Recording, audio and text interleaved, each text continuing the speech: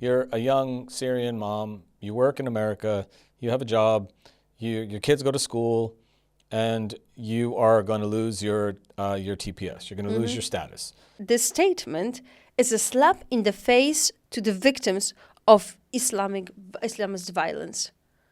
Are we for real playing this card?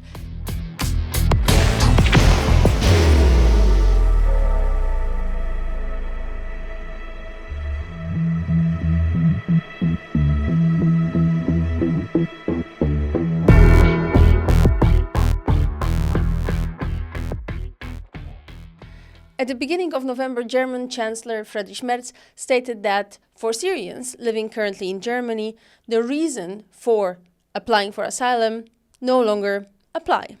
Why? Because there's no war in Syria at the moment. So today, we would like to speak about the circumstances this actually happened, this statement of German Chancellor, but also about the conditions for Syrians in different countries and actually how this may look like if some deportations actually happen. And we are talking about this because German Chancellor invited al-Ashara to Germany to discuss, for now, as he said, just the deportation of criminals and those who are supposed to leave Germany. But he stated that it's only the beginning of the whole process. And we have a lot of examples from other countries where something starts with criminals and then turns into random people getting grabbed off the streets. So I don't have a whole lot of faith that this is some sort of, special group that everyone can get behind. By the way, also, even if you are a criminal and you are deported back to your home country, that is still a violation of non-refoulement. So I can understand why everyone can be like, well, you don't want criminals in your country. How about you just actually, if they're guilty of a crime in your country, they are now in your custody, as opposed to breaking all the international laws about what you're supposed to do.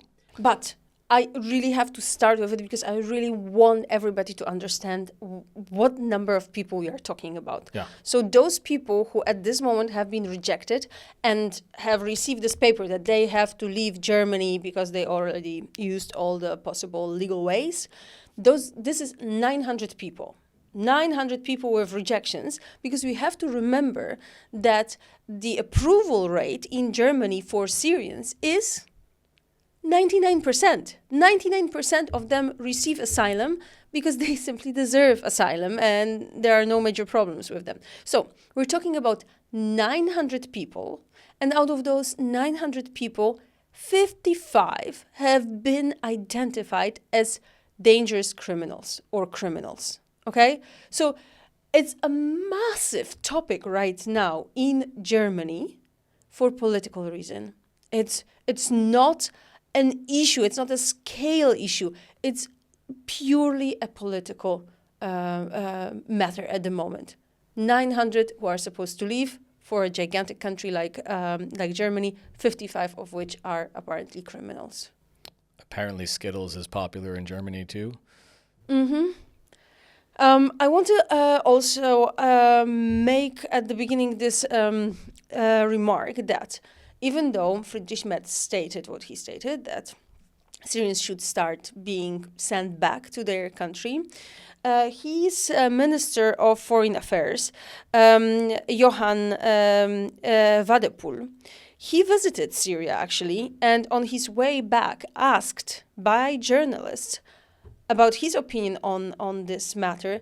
He said that after seeing what he saw in Syria, meaning basically lack of conditions for living, he does not expect those returns being massive, meaning he doesn't believe that this should happen. So there's a crack, in the coalition now, saying that there should be a united front because AfD is growing into power, and immigration and refugees are the only things the only arguments that they are using right now.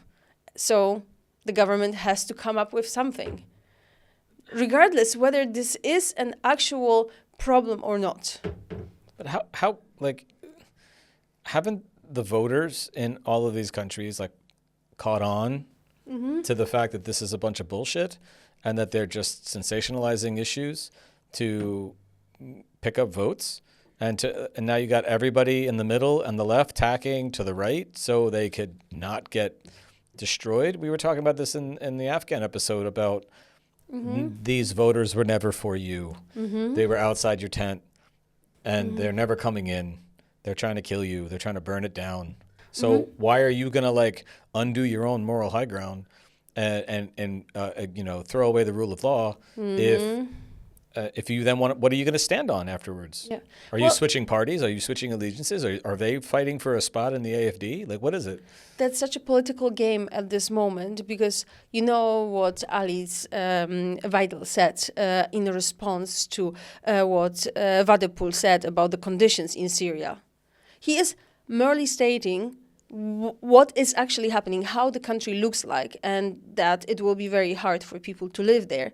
What she is saying is that this statement is a slap in the face to the victims of Islamist violence.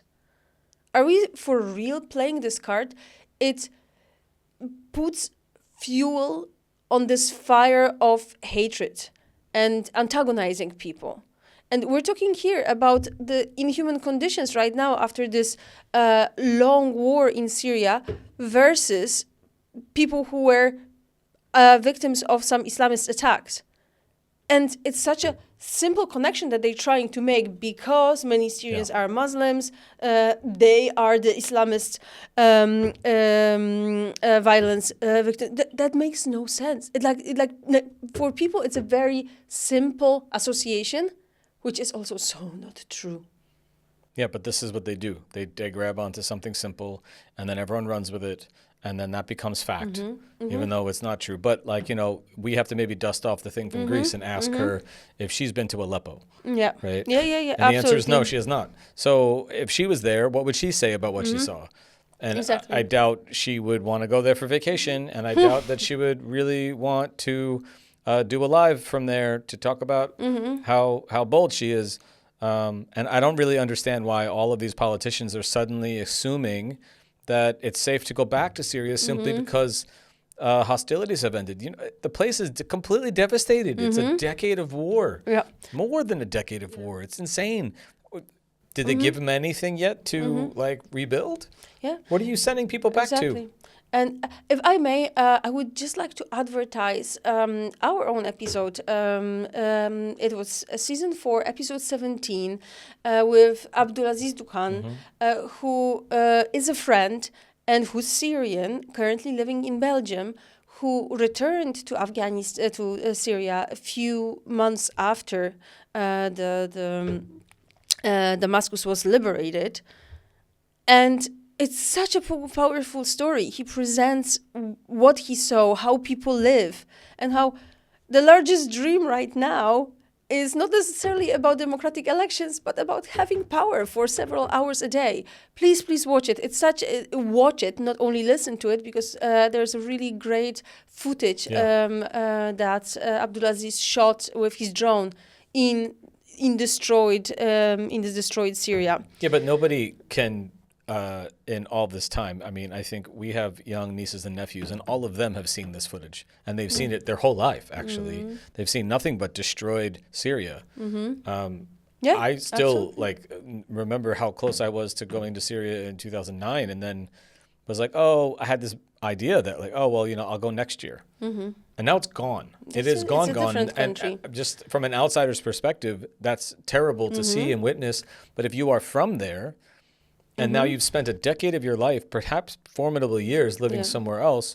What are you supposed to do? Just pick up your whole life, which right now is quite safe and organized, and you've integrated into society wherever it may be, in Germany, in France, in America, Canada, and then just go back to a place without power, go back to a place where you really don't have roads, go back to a place without running water. Why would you do that? And I would actually like to see the consequences of that for the German state. If I may bring a bit of numbers, okay? We have around 1 million Syrians currently in Germany. And according to all commentators and researchers, they are one of the best integrated communities in Germany. Many of them have already obtained German citizenship. The last number I found is from the end of 2023, and it's 160,000 of them who already have the citizenship. On top of this, the people that are the Syrians that are right now living in Germany, many of them work. And here the numbers are a little bit confusing, okay? Because most of them say that it's around 40% total that work. And of course, there's a big difference between men and women. But they did a really interesting studies on people who came in like 2016, 17, 18, and they researched them after 7 years from the moment they entered Germany. And the research showed that after 7 years, 61% of Syrians work. Again, there is a gap between men and women, but 61 is a pretty big number. And some of them are also, of course, registered in Arbeitsamts, meaning the employment offices seeking for jobs. What really struck me was that around 7,000 Syrian doctors are currently employed in health sector in different regions of Germany, predominantly in rural areas, places where they didn't have local doctors, nurses, where it was a massive problem if something would happen to you. You had to drive for an hour or more to a doctor, to a clinic. And now they filled this gap. Last data that I will share on this. Wait, but like, what happens when they go back? Exactly. And then who's going to be a doctor for those Germans? Exactly. Who's going to be a doctor? I'm not going to start saying that basically a big part of the German health system is based on different type of migrants, including Polish people. But Syrians and refugees in general, they fill many gaps in German labor market. So apparently almost 30% of female refugees work in the social and cultural service sector, including education and childcare. 1 in 10 works in retail, and more than 1/5 of female refugees work in logistics. More than 1 in 5 male refugees work in logistics or manufacturing. And of course, and on top of this is hospitality and like tourist sectors. But those are areas where Germany has big labor shortages. And now you're gonna kick out Syrians, making this gap even larger. How is this gonna look like? Well, they'll just do what Greece did and just, do a search for foreign migrant labor. Good luck. As opposed to, using the labor that's already present in their society. Mm-hmm. Mm-hmm. But I don't know, before I said something like, why would anybody go do that? Why would anyone go back to those conditions? And I think the answer is because it's their country and they want to rebuild it. But if you are the governments of the countries who you've given 99.999% asylum protections to, why would you send somebody back there until there are roads, until there are hospitals, until there are power and running water and industry and rebuilt homes for everybody? Like, especially why would you do that? If you have children, you have children who go to school, who need care. There's nothing, no infrastructure, no housing system, no healthcare. Why would you do this? Lots of people want to wait and see what's gonna happen. Well, the problem here also is that the war in Syria lasted for such a long time. So many people in Germany and in other countries as well are already so integrated in the system, started their lives. And even if I can imagine that even if some of them thought about returning at the beginning of the war, right now, not that many do. And I saw some research saying that it was done, I believe, in 2024, saying that 90% of Syrians right now in Germany, they intend to stay. They consider Germany their home at the moment. So you would be really forcing people out of their home. Yeah. And now we're talking about, for example, children who were born in Germany being citizens, but the parents, not necessarily, right? Well, Probably not. If the AfD has their way, all of them will go because they're not actually German in their eyes, right? Yeah. But, this is also leaving out the part with regards to the fact that just because Assad has fled to Russia to go hang out with Vladi over there, like you still have conflict. You still have areas of the country that are not safe. You had 100,000 Syrians go to Lebanon since Damascus was liberated. Yeah. And you've got millions of people displaced inside the country. Yeah. And even if you have returned to where you came from, that just means you came back to clean up the rubble. It doesn't mean that there's a space for you to have an active functioning life. Yeah, you still have 6.5 million internally displaced people inside Syria. Of course. So what, do you want to throw another million on the fire? That's just really inhumane. But yes, this is not the issue there, right? The issue there is a political fight for extra seats against AfD. I don't know. I think we need a Black Mirror episode where whatever you say is your stated policy, the actual motive behind it comes out in what's translated. So you say whatever you want to say, but what the people hear is what your real motive is. It just comes out truthfully, your ulterior attitudes and what your goal is. That's what we hear. Absolutely. That would be a good one. Maybe we should write that episode. That would be good. I want to clarify for our guests, because this is an important information, that the German government started the program of subsidiary returns and those voluntary returns. And for some of them, for the voluntary returns, Syrians were actually not eligible because it was an active war state. Now they are. And the government actually offers some money incentives, of course, why not? And the money is, it's important to clarify, because people always think it's okay, we're getting 5,000, so of course they're going to take it and live happily ever after. In a country like Syria, where everything is scarce, everything costs a lot of money. But what the government offers right now is a support for the ticket. So people would get 200 euros per person for travel arrangement, and up to 1,700 per individual or 4,000 per family to support job creation or reintegration in the society. So you're going to give them 200 euros to fly back to Syria? That's really strange. You can't even get from Crete to Athens with that money, on a ferry. Are you kidding me? Yeah.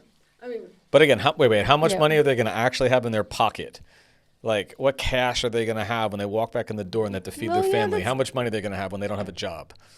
What do they got? That's an interesting question, Do they get right? unemployment from the countries? And of course, there's no employment I'm right joking. now. Of course, they don't have any of these things. I'm just saying, they're not giving them any sustainable supports. Exactly. They're giving them this one-time payment. It's about as absurd as what Germany wants to do with Afghans going back into the country, 5,000, 2,000 euros, 10,000 euros max, voluntarily go back into the gender apartheid of Afghanistan. I can understand some people taking it. It was not super popular yet, but I understand, and I'm not blaming people if they're taking this money, if they decide to go back, and because they really want to go back to their country. Probably there are some older people who always imagine that this will be the end of their life in their home country, their own soil, right? And somebody offers them this extra money to help. It's going to be a damn hard life in this country. But not under duress. That's not a decision you should make because you don't have an option because the government is telling you, take this money or we won't support you anymore. And that's essentially what's going on in America. As of, I guess, what's the day? Today is the 11th, right? So in 10 days, the TPS, the Temporary Protective Supports, for Syrians in America is officially over in 10 days. That's it. Just for the same reasons. For the same reasons. And it's the same mentality. Oh, there's no war. It's been 9-10 months. It's almost a year. Time to go. And they take away the TPS. And when they do that, they are destabilizing a completely integrated and stable community members. I mean, it's insane. They basically are going to kick them out of America.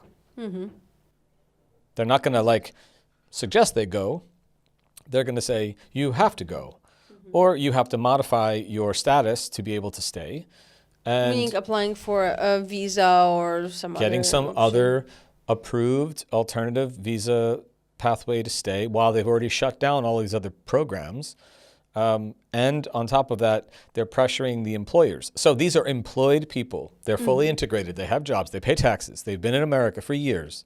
They may have even raised families in America now for years, just like you're saying in Germany. But they're going to kick them out of the country and then pressure their employers to say, we can't employ you anymore. It's now illegal for us to employ you.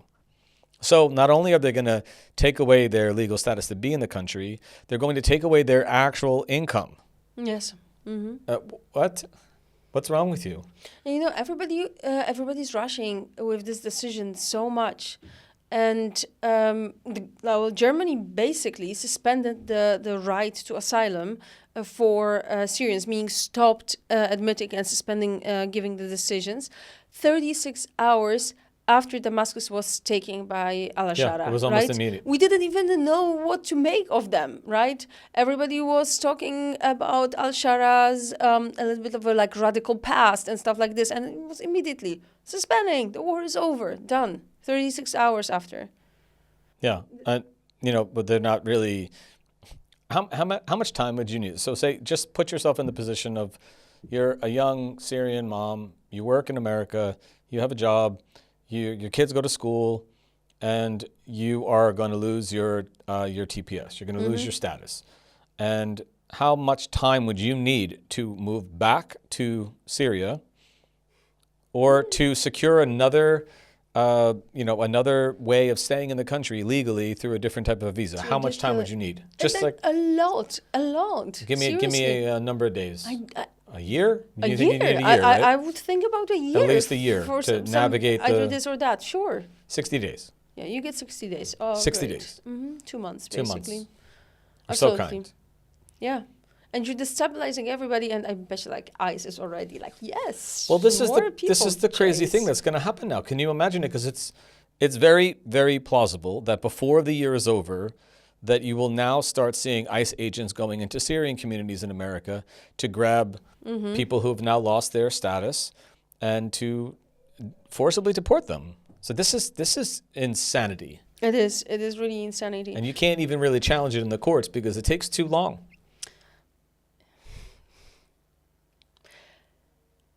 I am seriously outraged by this, by what is happening. And unfortunately, I'm not very optimistic about this issue. It's just too easy to sell it politically to your political audience. It's like, no war, there's no war. They should go, they should rebuild their country.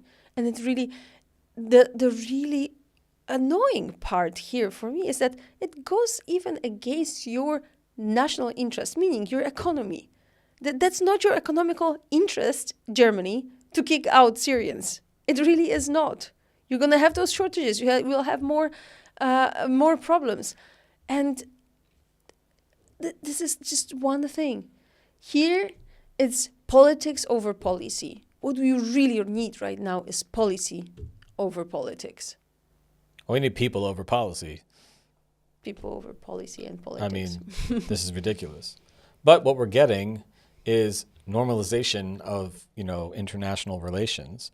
We're getting, just this week, al-Shara is in D.C. right now, hanging out with his new BFF to sign on to say that he is going to officially become, I believe, the 90th country and the 13th Arab state to join a coalition to fight with America against ISIS, and lobby for the end of the Caesar Act, so that all of those sanctions that have been held against Assad and all of his people is still continuing to hurt the current government and the current society, because there's no room for you to do any economic dealings with anyone. You can't do business deals. You can't do joint ventures. You can't really do any type of work within Syria right now until those things are lifted. Now, Shara's new BFF has decided to say, executive decree, this is over, but it needs an act of Congress.